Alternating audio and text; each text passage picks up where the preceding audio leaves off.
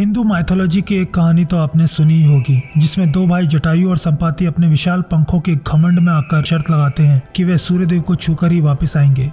लेकिन सूर्य के नजदीक पहुंचने पर संपाति के पंख चल गए और वह समुद्र किनारे पहाड़ियों पर गिर गया।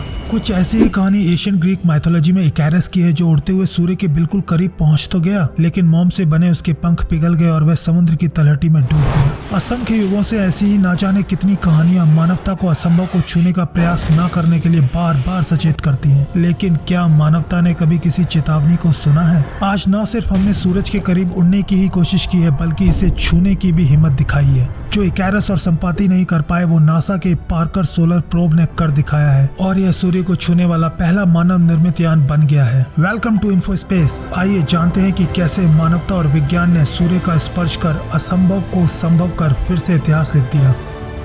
12 अगस्त 2018 को कैप कैनावरल फ्लोरिडा में डेल्टा 4 हैवी रॉकेट पर सवार नासा द्वारा निर्मित पार्कर सोलर प्रोब का लॉन्च मानवता की सूर्य को छूने की शुरुआत थी। यह लॉन्च नासा के living with a star program का हिस्सा है, जिसका मकसद सूर्य और पृथ्वी के बीच उन पहलुओं का अध्ययन करना है जो प्रत्यक्ष और अप्रत्यक्ष रूप से हम पृथ्वीवासियों के जीवन और समाज पर असर डालते हैं। 1950 के दशक से लेकर अब तक वैज्ञानिकों ने सोलर एक्सप्लोरेशन के विषय में बहुत से अनुमान और थ्योरीज हमारे सामने रखी है, लेकिन ऐसी थ्योरीज को सत्यापित करने की दिशा में पार्कर सोलर प्रोब एक क्रांतिकारी कदम साबित हो रहा है, जिसे नासा ने सिर्फ $1.5 बिलियन की लागत से बनाया है। इसका नाम एस्ट्रोफिजिस्ट डॉक्टर यूजीन पार्कर के सम्मान में रखा गया है। डॉक्टर पार्कर ने 1958 में ही सोलर विंड के अस्तित्व के बारे में बता दिया था। हालांकि ये बात अब काफी पुरानी हो चुकी है, लेकिन सौभाग्य से डॉक्टर पार्कर अभी भी हमारे साथ हैं, और यह पहली बार है जब नासा ने किसी यान का नाम एक जीवित वैज्ञानिक के नाम पर रखा है। पार्कर ने 2018 में इस यान के लॉन्च में भी शिरकत की, और वह भी स्पष्ट रूप से इतिहास में पहली बार ही था जब किसी व्यक्ति ने अपने नाम के ऊपर रखे गए अंतरिक्ष मिशन को टेक ऑफ करते हुए लाइव देखा। किसी भी अंतरिक्ष यान को सूर्य तक पहुंचने के लिए अविश्वसनीय मात्रा में ऊर्जा की आवश्यकता होती है। John Hopkins applied physics laboratory की विशेषज्ञ यानपिंग गो, जिन्होंने इस यान की मिशन ट्रैजेक्टरी को डिजाइन किया है, नासा को दिए एक बयान में बताती हैं कि सूर्य तक पहुंचने के लिए जितनी ऊर्जा लगती है वह मार्स पर पहुंचने के लिए आवश्यक ऊर्जा से करीब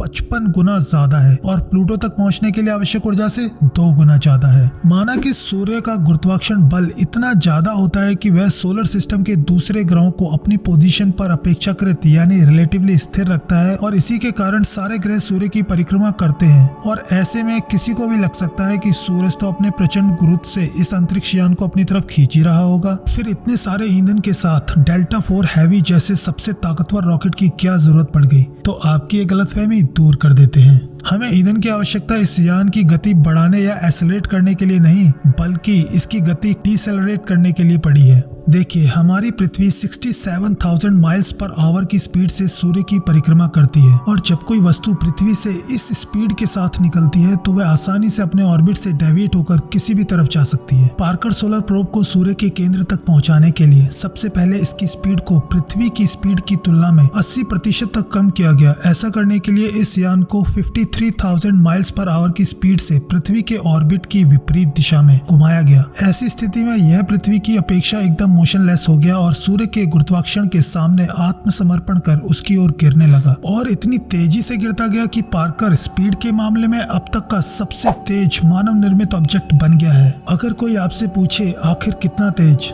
तो बता दें, नासा द्वारा दी गई जानकारी के अनुसार नवंबर में इसकी स्पीड 3,64,621 माइल्स प्रति घंटा रिकॉर्ड की गई थी, और सन 2025 में जब पार्कर आखिरी बार सूर्य के बिल्कुल करीब से गुजरेगा, तब इसकी गति लगभग 4,30,000 माइल्स प्रति घंटा होगी, जिसका मतलब हुआ कि इंडिया से ऑस्ट्रेलिया तक का डिस्टेंस 1 मिनट से भी कम समय में कवर कर लेना। दोस्तों, इससे पहले कि हम इसकी स्पीड और उसकी संभावनाओं में कहीं खो जाएं, आपको बता दें कि ये प्रकाश की गति का लगभग 0.05% ही है। पार्कर सोलर प्रोब अपने 7 साल के मिशन के दौरान सूर्य की कुल 24 बार परिक्रमा करेगा, और सन 2025 में अपनी आखिरी परिक्रमा करते समय यह सूर्य की सतह से सिर्फ 3.8 मिलियन माइल्स दूर होगा, जो अब तक किसी स्पेसक्राफ्ट द्वारा अचीव की गई सबसे निकटतम दूरी है। इससे पहले 1976 में हीलियोस 2 स्पेसक्राफ्ट सूर्य की सतह से 26.98 मिलियन माइल्स दूर तक पहुंच पाया था। सूर्य के इतने करीब जाने के लिए पार्कर हमारे पड़ोसी ग्रह शुक्र के गुरुत्वाकर्षण गुरुत्वाकर्षण का उपयोग एक गुलेल की तरह कर रहा है। अपने 7 साल के मिशन के दौरान यह कुल 7 बार शुक्र ग्रह के पास से गुजरेगा और हर बार गुजरने के साथ यह सूर्य के और करीब होता चला जाएगा। आखिर पार्कर सोलर प्रोब का सूर्य के इतने पास जाने से नासा को क्या मिलेगा? पृथ्वी को रोशनी और गर्मी देने वाले इस तारे के बारे में अब तक ज्यादा जानकारी नहीं मिल पाई है। खासकर सूर्य की बनावट को लेकर अब तक संशय की स्थिति रही है। ऐसे में पार्कर सोलर प्रोब का सूर्य के वायुमंडल में पहुंचना सूर्य से जुड़े राज को खोलने के लिए अहम है। फॉर एग्जाम्पल, साइंटिस्ट अब तक इस बात का पता नहीं लगा पाए हैं कि आखिर क्यों सूर्य का बाहरी वायुमंडल कोरोना 2 मिलियन डिग्री फ़ारेनहाइट तक गर्म है, जबकि खुद सूर्य का तापमान सिर्फ 10,000 डिग्री फ़ारेनहाइट होता है। पार्कर पहली बार सूर्य की कोरोना में अंदर जाकर इस पहेली को सुलझाने की कोशिश करेगा। इसके अलावा यह अंतरिक्ष यान सूर्य से निकलने वाले आवेशित कणों, जिन्हें सोलर एनर्जी पार्टिकल्स या सेप्स भी कहा जाता है, उनके ओरिजिन, मूवमेंट और बिहेवियर की जांच करेगा और साथ ही यह सूर्य की मैग्नेटिक फील्ड यानी चुंबकीय क्षेत्र के ढांचे और डायनेमिक्स का अध्ययन करेगा। And last but not the least, ये सूरज के वातावरण में चलने वाली तेज रफ्तार वाली सौर हवाओं, जिसे हवा तो नहीं बल्कि आंधी कहना ज्यादा उचित होगा, उसके बारे में भी ज्यादा जानकारी जुटाने में मदद करेगा। क्योंकि इन सभी घटनाओं का पृथ्वी पर सीधा असर होता है और कई बार इनकी वजह से ही धरती पर पावर ग्रिड्स और रेडियो कम्युनिकेशन में दिक्कत पैदा होती है। पृथ्वी के विपरीत सूर्य की कोई ठोस सतह नहीं है। सूर्य का अपना वातावरण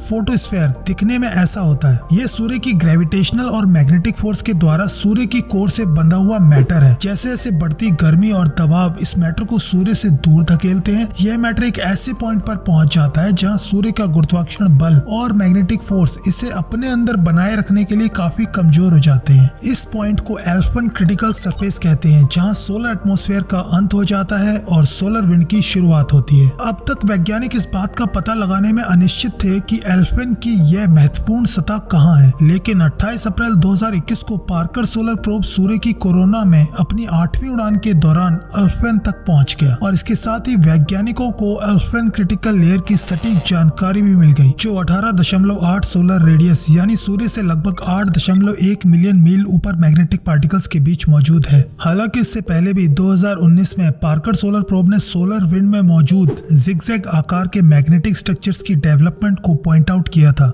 जिसे स्विचबैक्स कहा जाता है, जो सूर्य के विजिबल सरफेस यानी कि फोटोस्फीयर से ओरिजिनेट होते हैं।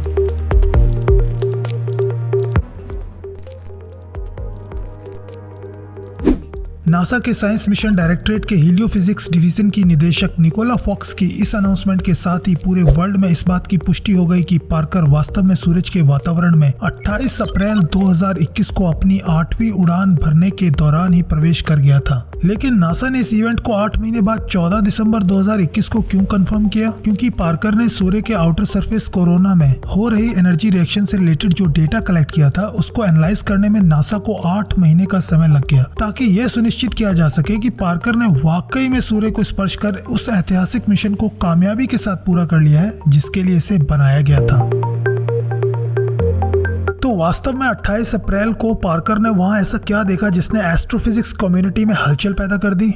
पार्कर सोलर प्रोब 28 अप्रैल 2021 को सूर्य की आउटर सरफेस कोरोना में अपनी 8वीं उड़ान के दौरान एल्फन क्रिटिकल सरफेस में 8.1 मिलियन माइल्स तक अंदर प्रवेश कर गया। इतना ही नहीं, पार्कर सोलर प्रोब ने सूर्य के वायुमंडल की बाहरी सतह में 3 बार गोते लगाए और एक बार तो कम से कम 5 घंटे तक यह सूर्य प्लाज्मा के सीधे संपर्क में रहा। और इसी समय के दौरान वैज्ञानिकों को यह पता चला कि एल्फन क्रिटिकल सरफेस हकीकत में ऊंचा नीचा है, जहाँ स्पाइक्स और घाटियों की तरह दिखने वाले स्ट्रक्चर्स लगातार बनते बिगड़ते रहते हैं। पार्कर और भी गहराई में गया, जहां उसे सूडो स्ट्रीमर्स दिखाई दिए। सूडो स्ट्रीमर्स चमकदार लूप जैसी विशाल संरचनाएं हैं जो सूर्य की सतह से ऊपर उठती हैं और सूर्य ग्रहण के दौरान पृथ्वी से देखी जा सकती हैं। सूडो स्ट्रीमर्स से गुजरने का अनुभव एक तूफान की आंख में उड़ने जैसा था और रियलिटी में पार्कर को कुछ ऐसा दिखा।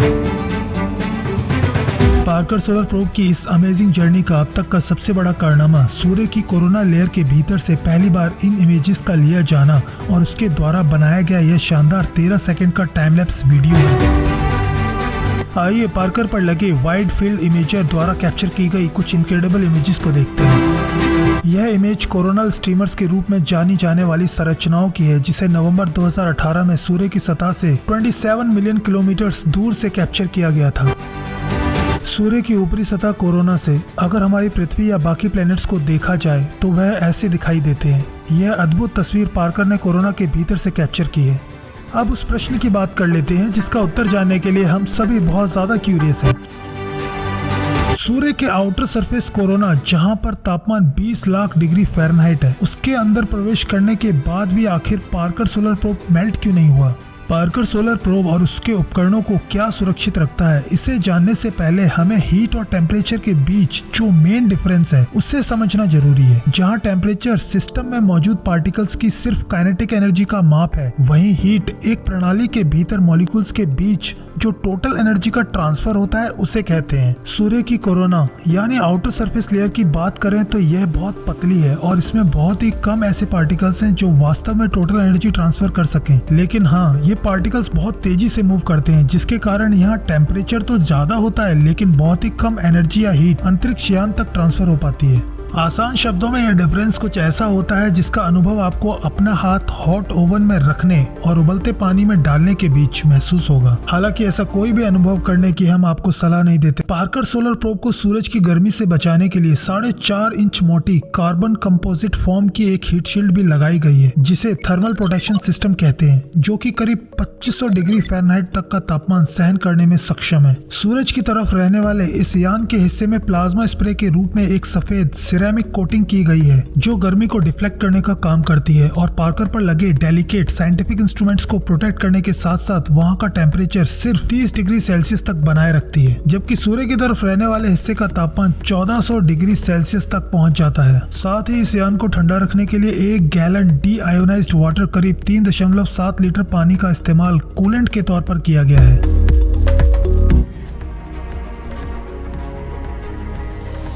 पार्कर का अगला सोलो फ्लाईबाय इसी महीने में होना अनुमानित है, जहां हम एक बार फिर से इस यान को कोरोना के अंदर गोते लगाते हुए देख पाएंगे। नियमित रूप से 11 साल के चक्र के दौरान सूर्य की मैग्नेटिक फील्ड में हो रहे लगातार परिवर्तन के साथ सन 2025 तक कोरोना के आउटर एज का विस्तार होगा। इसका मतलब हुआ कि पार्कर को एक लंबे समय तक इसके अंदर रहने का मौका मिल जाएगा। जितना ज्यादा टाइम पार्कर वहां स्पेंड करेगा उतनी ही ज्यादा इंफॉर्मेशन कलेक्ट करेगा। दोस्तों, तो आपको क्या लगता है कि हमने यानी मानवता ने अपनी पहली सूरज की यात्रा कर क्या सीखा है? कमेंट्स करके अपने थॉट जरूर शेयर कीजिएगा और हमेशा की तरह इन्फो स्पेस पर आने के लिए आपका बहुत आभार। And please be safe in this pandemic. धन्यवाद।